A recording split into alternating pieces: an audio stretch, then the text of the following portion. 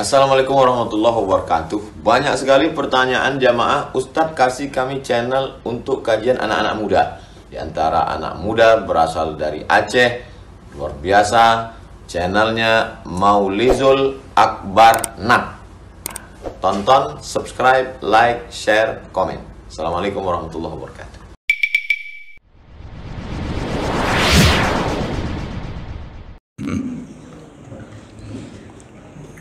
Assalamualaikum warahmatullahi wabarakatuh.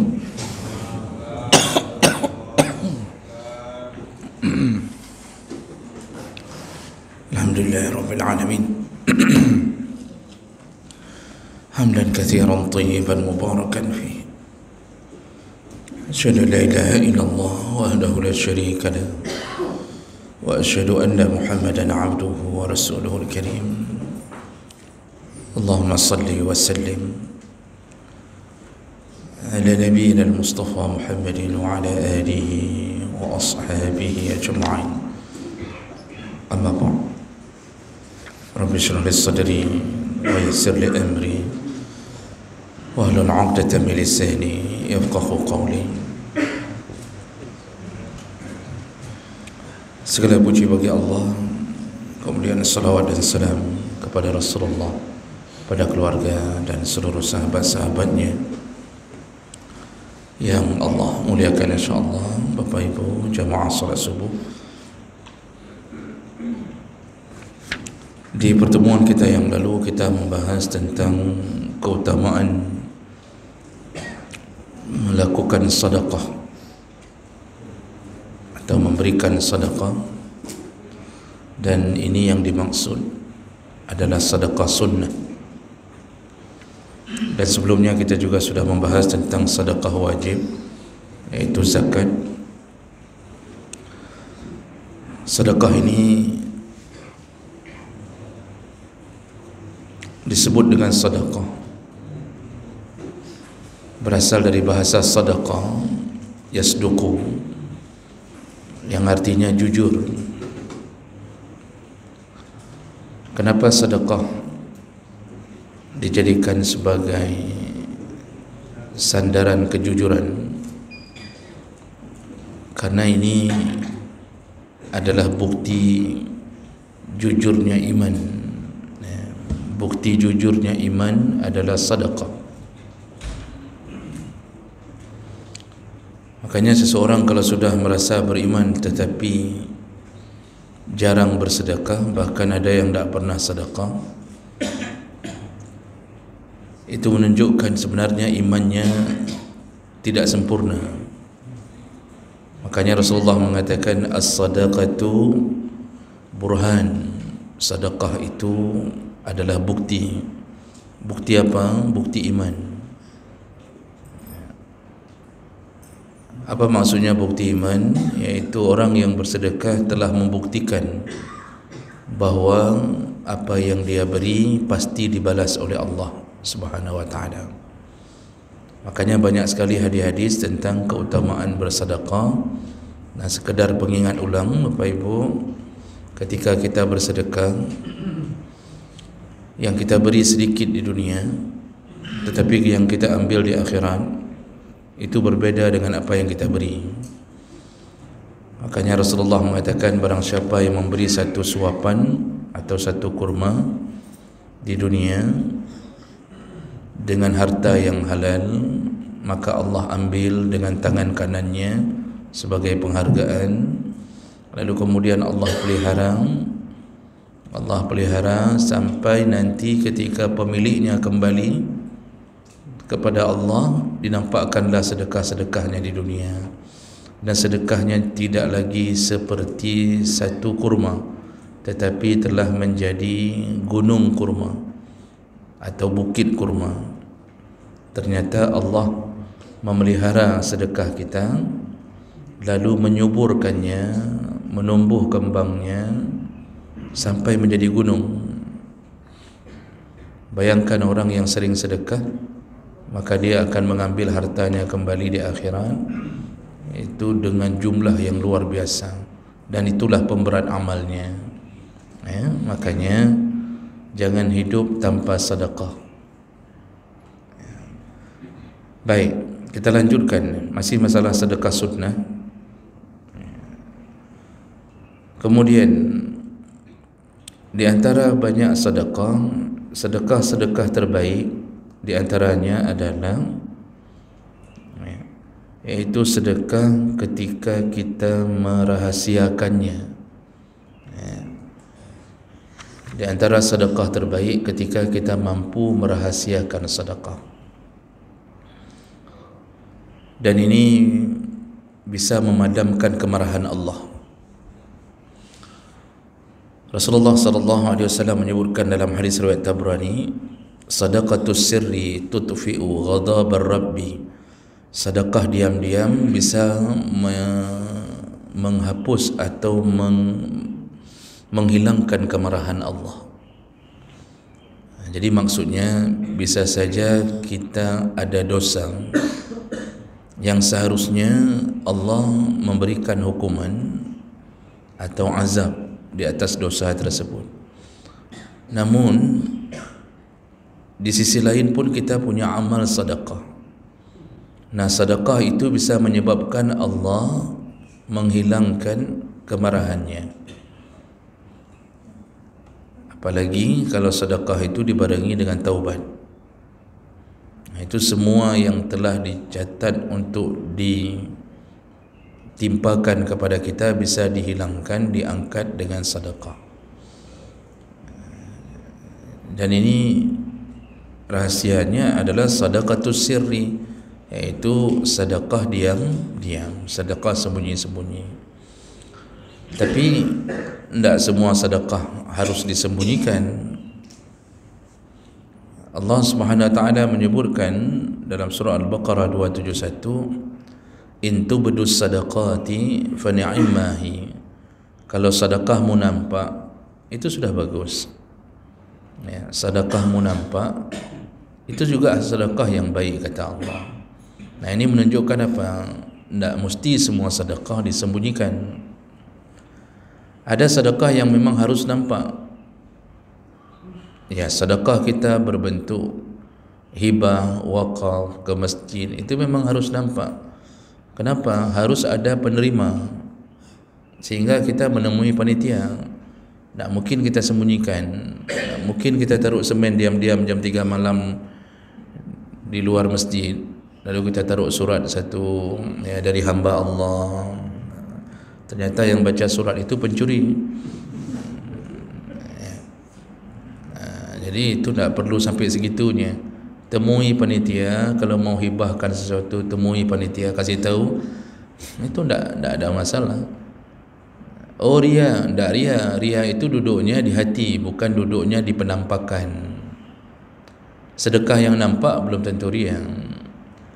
Sedekah Jumat disebut hamba Allah, belum tentu pun itu tidak ria. Bisa saja kita memang ingin menyuruh agar menyebut nama hamba Allah, ya, agar terkesan kita seakan-akan orang yang rendah hati. Nah, itu bisa saja terjadi. Ada orang yang disebut namanya di waktu sedekah juga, itu tidak masuk kategori ria selama pemilik sedekah benar-benar ikhlas karena Allah Subhanahu wa taala.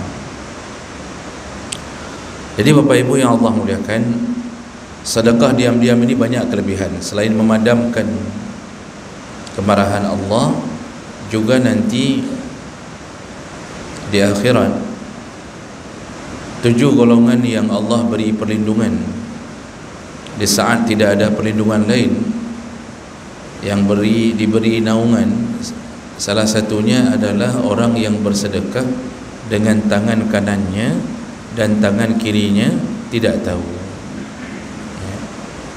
Allah yang dia beri sedekah dengan tangan kanan, tangan kirinya tidak tahu.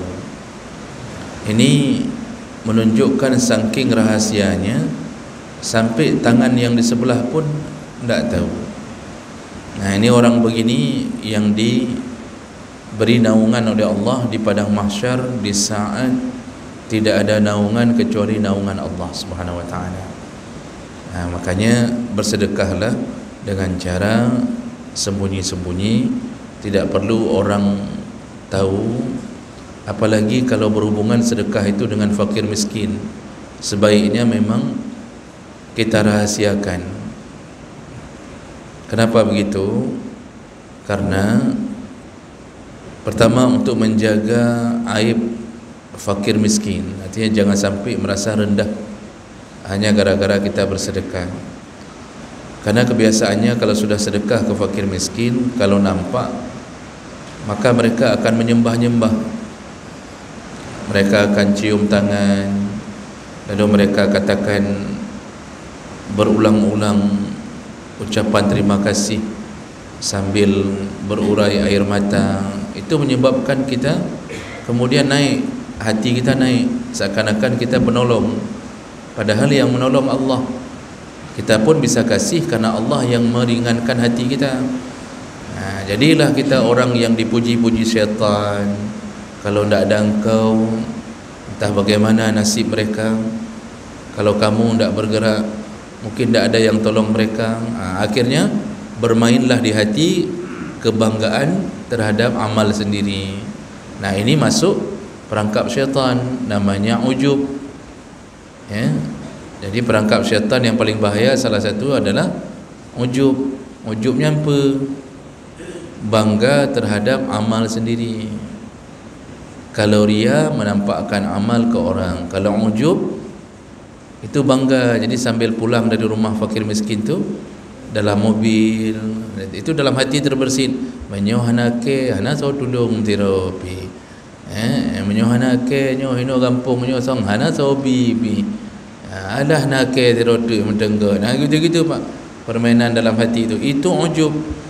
Ujub itu bisa menghilangkan pahala seperti pahala orang yang ria. Jadi hati-hati dengan perangkap syaitan, suka menampak-nampakkan sedekah.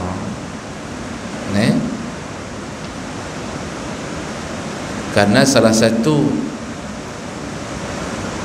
daripada pembatal sedekah adalah suka memamerkan sedekahnya. Jadi perasaan memamerkan ini adalah perasaan ingin dipuji. Kalau pamer agar diikuti, kalau memamerkan sedekah agar diikuti, itu tak apa-apa.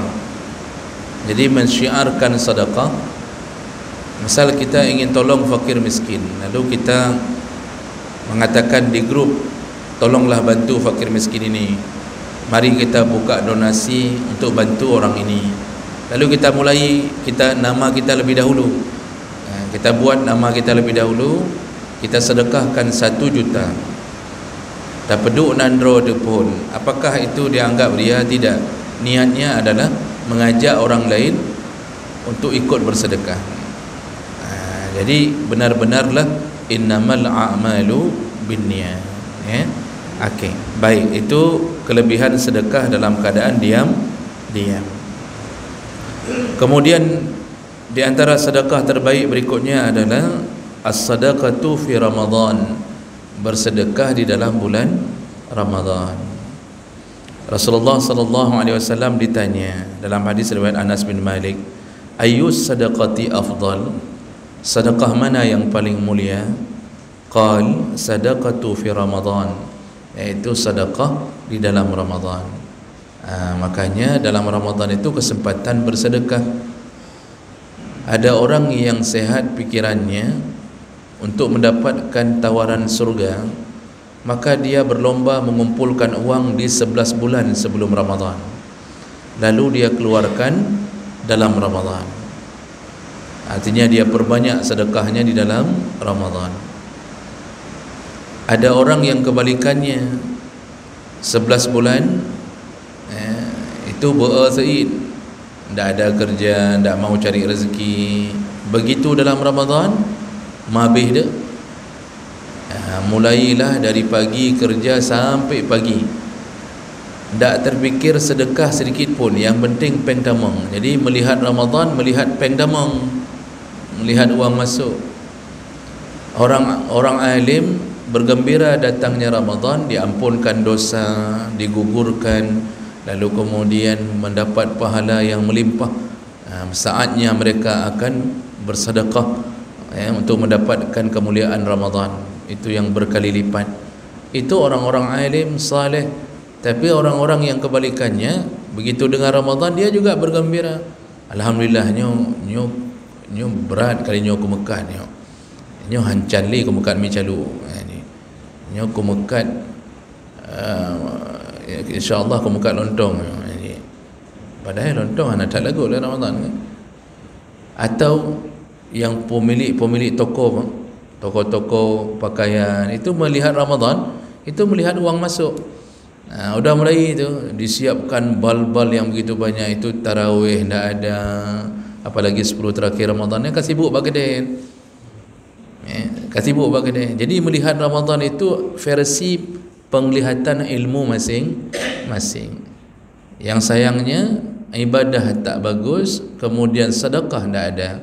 Jadi betul-betul ditanya orang, padum Ramadan kali ini padum merempok. Alhamdulillah na melir 2 juta, alhamdulillah na. Kalau orang saleh, orang alim, padum sedekah kali ini.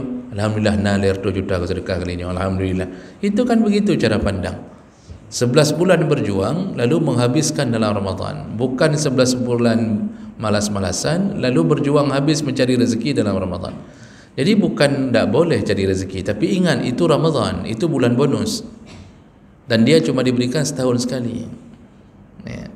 Kita lewatkan tanpa amal saleh termasuk sedekah, maka rugilah kita ketika kita melihat sedikit sekali amal saleh kita.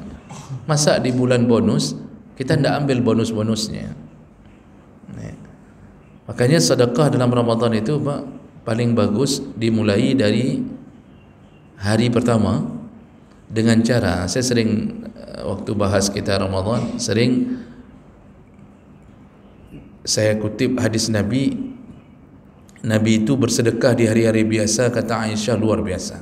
Tapi kalau sudah dalam Ramadan, Nabi bersedekah bagaikan angin yang mengalir, terus-terusan, habis-habisan, pagi siang sore, pagi siang sore.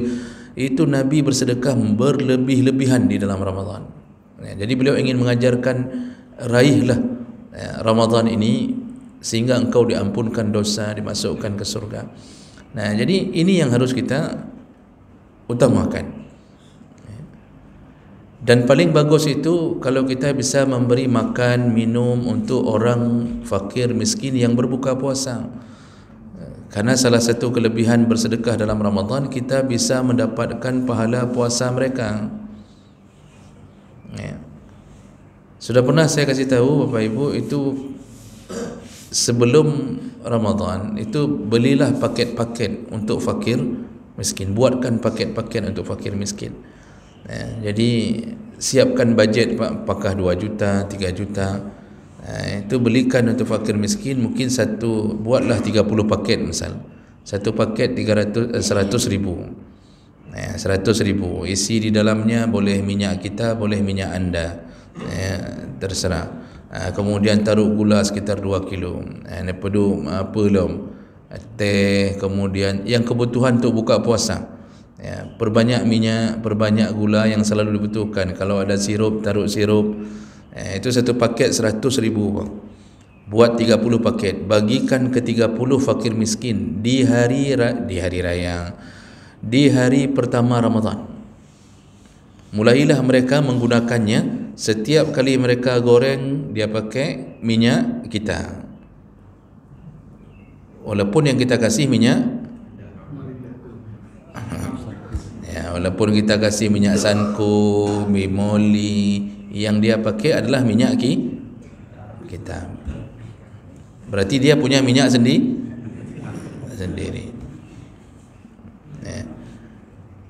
Setiap kali dia buat minuman, dia pakai gula kita. Gulaku betul. Dia pakai gulaku. Sebulan itu dia konsumsi makan minum untuk buka puasa sahur dengan punya kita. Masya Allah. 5 orang puasa dalam rumah itu, Pak. Setiap hari kita mencuri pahala mereka tanpa mengurangi pahalanya.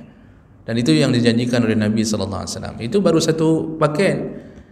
Man kita bagi 30 paket, berarti ada 30 rumah fakir miskin yang mengambil berbuka puasa dengan sedekah kita. Bayangkan kali mentang 50 dibesarkan jadi gunung-gunung sedekah oleh Allah di akhirat nanti. Maka kembalilah ke akhirat dengan timbangan amal yang sangat besar. Wa amma man sakulat mawazinuh fahuwa fi 'aisyatir radiyah. Ketika timbanganmu berat sekali dengan kebaikan, maka masuklah ke tempat yang engkau ridha. Ya, mana tempat yang engkau ridha? Surga. Nah, kenapa Allah sebut radiyah? Karena kalau selain surga kita tidak ridha. Kita sudah dapat isteri cantik, tetap tidak ridha. Ya, kenapa? Pinginnya kahwin lagi, padahal ikut lega berumah dia. Tetap pingin kahwin lagi. Kenapa? Oh, dia sudah tua, dulu ramping, sekarang sudah gemuk. Kemudian dulu begini, sekarang sudah begini. Dulu rambutnya panjang, sekarang sudah pendek, sudah tidak menarik lagi. Berarti tidak ridha. Padahal cukup sempurna isteri kita.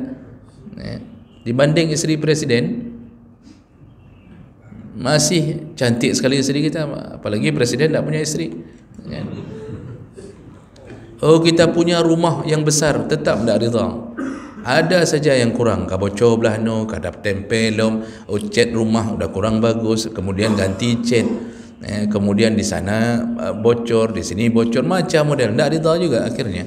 Udah besar kali rumah pun tidak ridha, kurang kita luaskan garasi, begitulah hidup kita. Itu yang punya mobil mana ada ridha-ridhanya. Saya lihat tu Pajero ganti CRV ganti Bimoli, kok Bimoli, ganti Brio maksudnya kan, kemudian yang Brio ganti itu tak ridha. HP cukup mahal tetap tak ridha. Begitu keluar yang terbaru ternyata ada satu yang tak ada di HP-nya, itu bisa memasak. Dia beli lagi HP baru, dia bilang sama orangnya HP-nya je masak HP-nya, je dapur dia apa langsung dia ada HP-nya katanya. Beli lagi pak yang baru, tak pernah ridha. Yang sudah lulus PNS pingin ikut P3K lagi, artinya tak pernah ridha. Okay? Jadi itu menunjukkan apa? Hidup ni kita tak pernah puas. Innal insana khuliqa halu'a. Manusia itu dicipta dalam keadaan selalu berkeluh kesah, tak pernah puas. Kapan kita baru terdiam pak? Ketika masuk surga. Nyan teim temandung radiyah kata Allah, baru kita ridha. Tak ada yang tak sempurna. Hai, kayak mana tak sempurna? 99% lagi yang belum diturunkan digenapkan di surga. Digenapkan di surga. Kecantikan wanita, keindahan surga itu 99% lagi. Kita tak perlu berebut lagi untuk bisa daftar PNS, ikut P3K, tak perlu lagi. Hidup sempurna ditanggung selama-lama. Makanya salah satu cara, perberatlah amal. Dan amal itu bisa berat sekali kapan? Ketika bersedekah di dalam Ramadan. Maka tabung pak, hanya mentang nasi bulan setengah tu. Tabunglah uang, yang sedekah laju. Ini sedekah bulan Rajab 2 kali lipat ni pahalanya. Tapi sedekah Ramadan menggila pahalanya. Jadi ditabung. Ibu-ibu kalau punya emas, begitu datang Ramadan, tak usah simpan emas tu. Emas tu nanti akan jadi apa? Akan jadi barang rebutan anak-anak kita. Tak usah simpan. Datang Ramadan jual. Ambil 3 juta, 5 juta sedekah dalam Ramadan. Sedekah. Jadi hati-hati tipu daya syaitan lah. Asyaitanu ya'idukumul faqra. Syaitan itu selalu mengiming-imingimu dengan kefakiran. Jadi syaitan tu yang bisik-bisik, kau kak cok le juta dekat problema ke? Tu apa kau jual emasmu? Kan ini kan naik lagi harganya nanti. Tahun depan dah naik lagi, udah 5 juta. Jangan dijual dulu. Tak usah dengar kali ustaz tu ada sedekahnya juga katanya. Siapa yang bilang itu, Pak? Suami. Berarti ibu sudah kahwin sama syaitan. Berbentuk suami. Nah, jadi itulah tipu daya syaitan. Makanya jangan ragu kalau sedekah itu bukti iman, menunjukkan kita percaya sekali kepada Allah bahawa harta kita dibalas oleh Allah Subhanahu Wa Taala. Makanya siap-siap untuk bersedekah di dalam Ramadan. Jadi jangan sedekah dalam celeng-celeng lagi biasa. Sedekah musalla jangan lagi celeng-celeng ribe waribe. Jangan. Ramadan itu kalau bisa sediakan makanan berbuka tiap sore itu. Tiap sore nanti di sini ada bukaan itu sediakan. Tak perlu tunggu giliran. Nanti ada yang nunggu giliran. Kiban nak sedekah masjid. Hana kan giliran lu malamnya. Pajan giliran rona. Malam 20 kurang malu ngan lu. Ro 20 kurang. 30 hari kasih sedekah untuk bukaan hari ke-29, Pak. Ya. Kata syaitan bere. Ya, kalau sesama syaitan dah tahu. Bere kata syaitan. Betulnya. Ya, itu tak perlu tunggu tiap-tiap hari dikirim jo risol. Pupu yang risol segala macam dikirim jo buka puasa rilung, Semua yang buka puasa walaupun cuma dengan satu risol, kita dapat pahala puasanya, Pak. Tanpa mengurangi pahala puasa mereka. Ya, jadi Allah kan tak bilang mengenyangkan fakir miskin, enggak, yang kasih makanan berbuka. Ya, maka itu perlu dipelihara. Ya. Berikutnya at-tasadduq bi jami'il mal. Apa hukumnya bersedekah dengan seluruh harta? Jadi bersedekah dengan seluruh harta itu termasuk perbuatan yang makruh dan bisa haram kalau seandainya menzalimi keluarga atau menzalimi diri sendiri. Ya. Kita ini tidak diizinkan bersedekah dengan seluruh harta kalau belum mencapai tingkat imannya Abu Bakar. Abu Bakar itu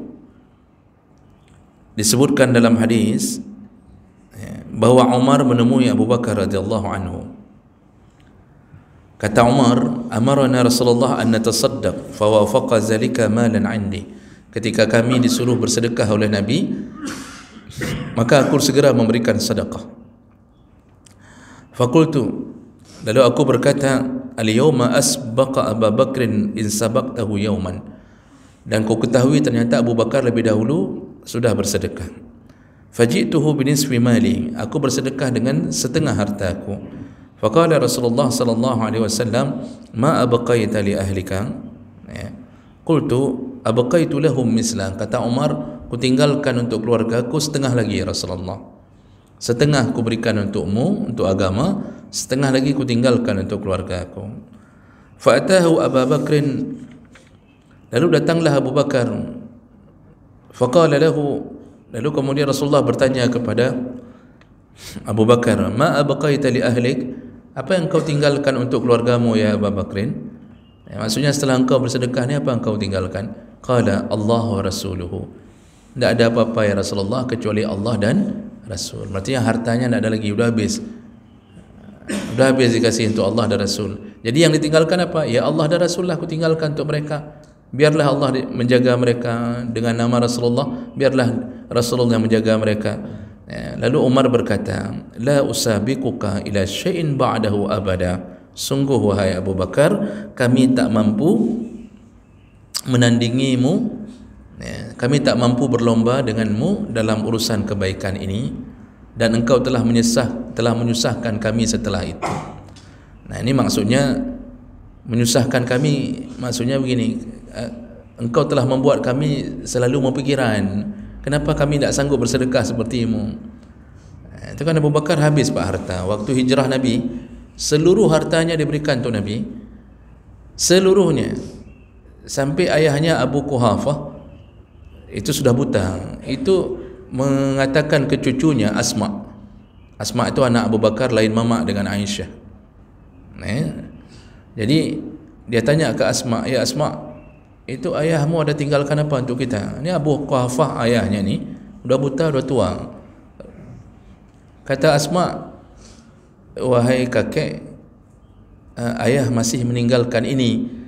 Dibawalah karung, disuruh pegang sama kakeknya. Ternyata karung itu diisi pasir dengan kerikil.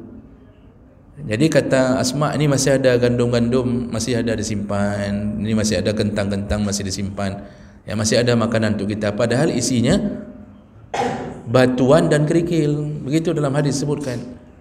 Si kakek baru tenang, Abu Quhafah baru tenang. Padahal hanya terpulih kan. Ketika Nabi mau berangkat, Asma saking habis harta, tidak ada tinggalkan lagi, diambil juga dia tali pinggangnya. Diambil tali pinggangnya untuk menjadi pelana kuda. Habis sudah. Ya, sehingga dikenallah dia si Asma tali pinggang. Ya, begitu julukan kepada Asma. Jadi habis-habisan. Ini contoh sedekahnya Abu Bakar. Kenapa Abu Bakar begitu? Liquwati yaqinihi wa kamali imanihi. Ya, karena Abu Bakar itu keyakinannya sudah sempurna, seakan-akan dia sudah lihat surga. Ya, padahal kan dia mendampingi Nabi dan bagus sekali imannya, sempurna sekali imannya. Nah, pertanyaannya, bolehkah kita meniru amalan Abu Bakar ini? Jawabannya, kalau kita belum selevel dengan imannya Abu Bakar, maka tak boleh menirunya. Jadi jangan coba-coba sedekahkan semua harta, lalu kemudian isteri mempep-pep di belakang. Lako bangai, punya ajuk mandumpeng kibanda mudik baliknya nyoronyo necerilung royo. Hai kamu mudik belum ngelako bangai regeka. Jadi udah habis harta semua Pak, mobil-mobil sudah disedekahkan semua, ya, semuanya sudah disedekahkan. Mulailah timbul kekacauan. SPP anak nak ada yang bayar, kemudian isteri melarikan diri dengan hais, lalu kahwin dengan supirnya, lalu kemudian macam model terjadi Pak. Nyoh hanje kebutnya, dengan nyoh hanje. Jadi dia, kalau kita tingkat-tingkat kita apa, itu sedekah disuruh perbanyak, tapi jangan menghabiskan harta. Karena ada juga hadis Nabi SAW, sebaik-baik sedekah adalah setelah engkau menafkahi lebih dahulu keluargamu. Karena menafkahi keluarga itu termasuk sedekah. Sudah banyak kejadian. Sekarang Pak, kasus perceraian ni yang baru keluar di koran. Berapa kasus kemarin yang paling banyak di Aceh, termasuk paling banyak isteri menuntut cerai dari suaminya. Siapa yang baca koran kemarin? 225 kasus ya, 225 kasus isteri minta cerai. Ya. Dan salah satu penyebabnya selain KDRT, selain kesalahan suami, salah satu penyebab paling besar persennya adalah ekonomi. Jadi begitu tidak mampu dinafkahi oleh suami, langsung isteri minta cerai. Makanya isteri kita ni Pak, kita ini dihargai karena keadaan kita ketika memberi nafkah. Ya.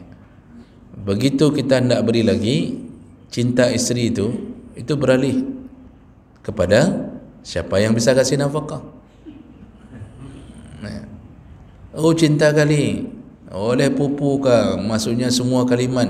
Hari-hari panggilannya bebek, hani, ayang. Cuba menyuhana nunjuk peng belanja apa? Itipak dengan bebek itipak mendu. Makanya penting sekali kita berjuang mencari nafkah. Tapi isteri yang baik kalau sudah tahu suaminya adalah orang yang pejuang, tapi ketika dia melihat suaminya sakit, tak mampu memberi, maka jadilah seperti isterinya Nabi Ayub. Jadi jangan waktu suami kaya, ya, kita Masya Allah memuja-muji, lakolung, Masya Allah, tabarakallah, lakolung. Begitu suami jatuh, ada kita masa-masa kita berganti, wa tilkal ayyam nudawiluha bainan nas. Ada yang dulu kaya berubah jadi miskin, ada yang miskin berubah jadi kaya, itu bisa terjadi semuanya. Begitu jatuh langsung berubah keadaan. Itu yang termasuk perkara yang juga harus dipertimbangkan oleh isteri. Karena isteri Nabi Ayub dipuji Allah, dilindungi Allah, salah satunya memelihara suami yang sudah tak mampu lagi memberi nafkah. Apalagi kalau isteri misal PNS atau isteri punya rezeki, itu janganlah sampai suami stroke. Udah stroke dikasih racun sianida, mempercepat supaya menuju ke alam baka, kan ini sesuatu yang sebaiknya tidak dilakukan. Tapi kalau kita yang masih sehat-sehat Pak, itu perlu memikirkan nafkah isteri. Makanya sebelum itu kejadian, perlu ada aset-aset, harus ada rumah kos-kosan sekitar 30 rumah, kemudian benarlah kebun-kebun sawit 20 hektar. Itu insya-Allah apa sampai Tuhan mentang cium-cium maki dengan insya-Allah. Dan ini bukan pengalaman pribadi. Baik, sudah. Jadi itu tidak boleh bersedekah seluruh harta kecuali kita sudah selevel Abu Bakar, dan Abu Bakar ini memang beda, Pak. Memang beda, bahkan imannya beliau ini itu sehebat-hebatnya iman orang itu tidak mampu mencapai setengahnya iman Abu Bakar. Ya, tidak mampu. Bayangkan, tidak pernah lihat surga, tidak pernah lihat neraka, tidak pernah lihat Allah, tapi seakan-akan sudah melihat. Jadi keyakinannya habis-habisan. Yang melihat surga kan Nabi, yang melihat neraka kan Nabi dalam Isra Mi'raj. Tapi Abu Bakar, asal nama sudah diberitahu surga, itu seakan-akan dia melihatnya. Jadi dia tidak perlu lagi, dunia itu tidak ada lagi sama dia. Kita ni kalau sudah lihat surga, maka tidak ada lagi dunia ini. Ya, makanya Nabi itu tidak ada kesusahan hidup. Walaupun harta tak ada, beliau tidak ada kesusahan hidup, karena beliau tahu ini sementara. Kemudian kita semua pindah. Hidup Nabi itu bagaimana, Pak? Di rumah itu cuma ada sebutir kurma, tidak ada yang ditinggalkan. Begitu kita buka kulkas, ikan sengkona, kemudian itik manok pulau dumpu Nabi tak ada. Kenapa? Nabi sudah lihat surga. Kita tidak lihat surga, memikirkan dunia ini masih panjang, nanti kita begini, nanti kita begitu. Itulah iman. Itulah iman. Baik, terakhir 5 menit lagi biar kita bisa bertanya jawab. Kemudian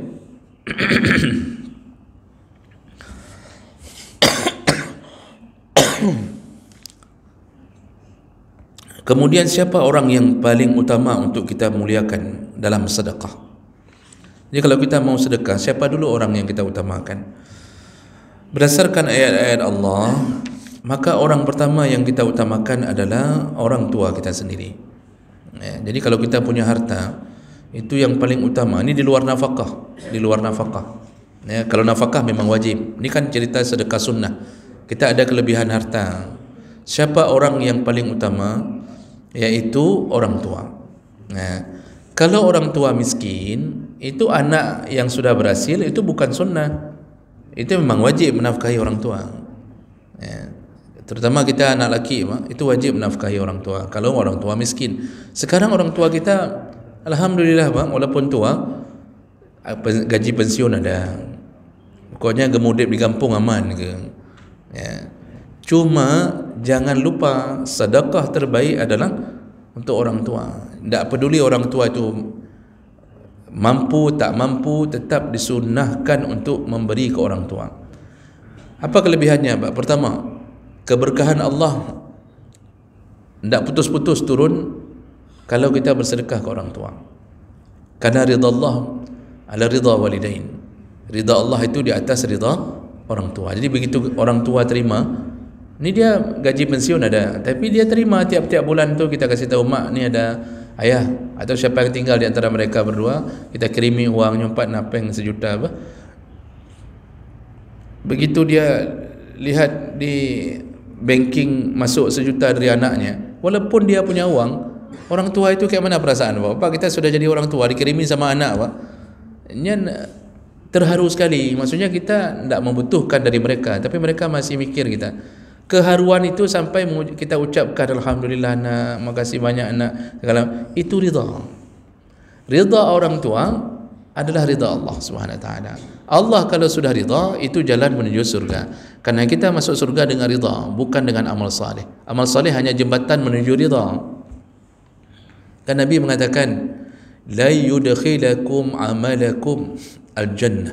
Tidak akan bisa amalmu memasukkan engkau ke dalam surga. Tidak akan bisa. Bagaimana masuk surga, Pak? Berapa pahala salat qabliyah subuh tadi? Seluas dunia dan isinya. Habis itu berapa pahala salat subuh tadi? Itu melebihi dari itu lagi. Nah, sekarang sudah dikumpulkan 60 tahun kita beribadah ke Allah. Mampukah kita membeli pintu surga? Mampukah kita membeli tiket surga? Tak mampu. Tak sanggup. Itu sama kayak PNS. Berjuang untuk bisa mendapatkan rumah seharga 5M.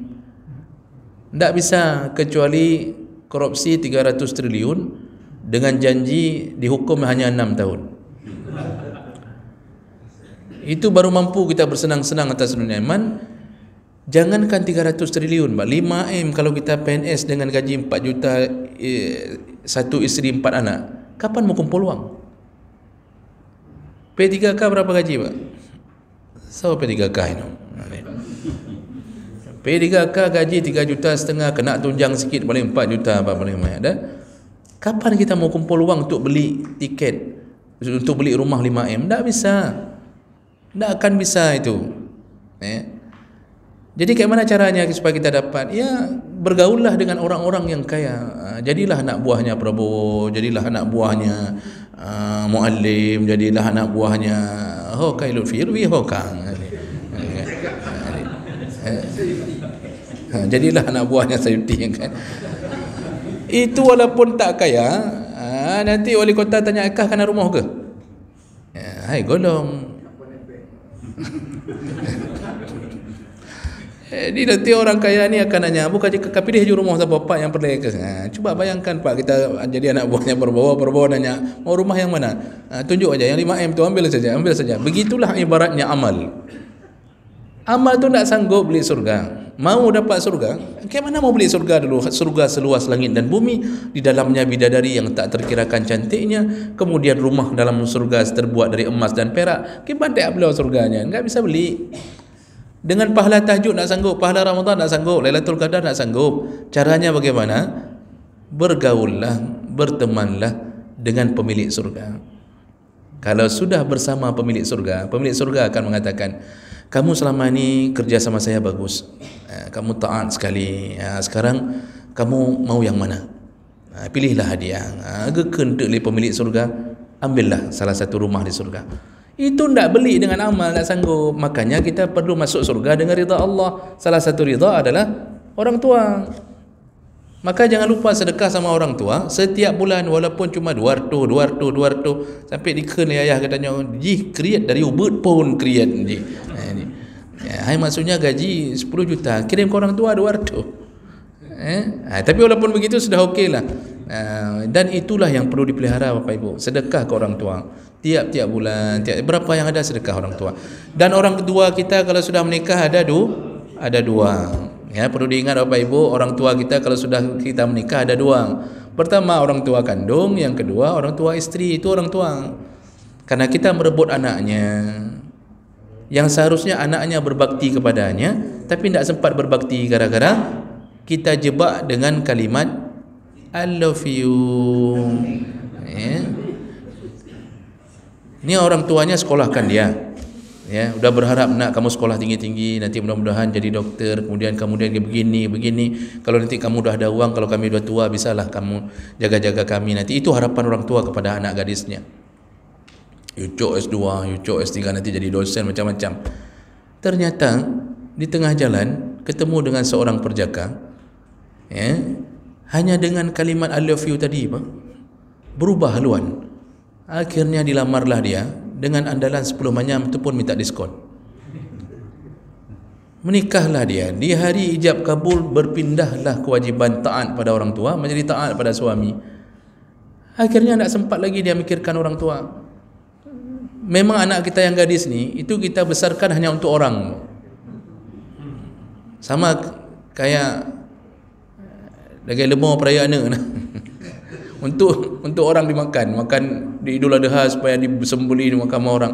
Anak gadis kita itu memang untuk orang. Nah, cuma kita dapat surga kalau anak gadis kita itu berbakti ke suaminya. Berarti kita berhasil mendidik anak menjadi anak saleh. Karena ukuran seorang perempuan salehah itu kalau sudah taat pada suami.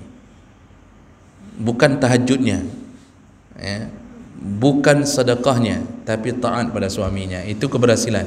Makanya Bapak Ibu yang Allah muliakan, kita ini sudah rebut anak orang tuanya sudah tidak ada harapan lagi dari anak perempuannya.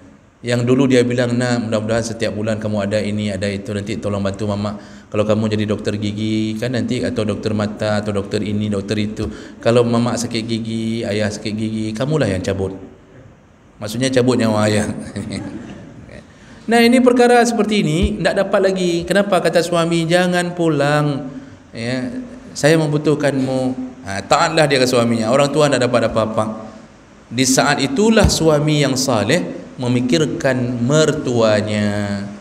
Karena kita telah merebut anaknya, pikirkanlah orang tuanya. Oh, tak mau pikir, lepaskan anaknya supaya anaknya bisa berbakti kepada orang tuanya. Makanya menantu itu wajib berbakti kepada dua orang, orang tua kandung dan orang tua dari istrinya. Nah, ini yang perlu kita fikirkan baik-baik.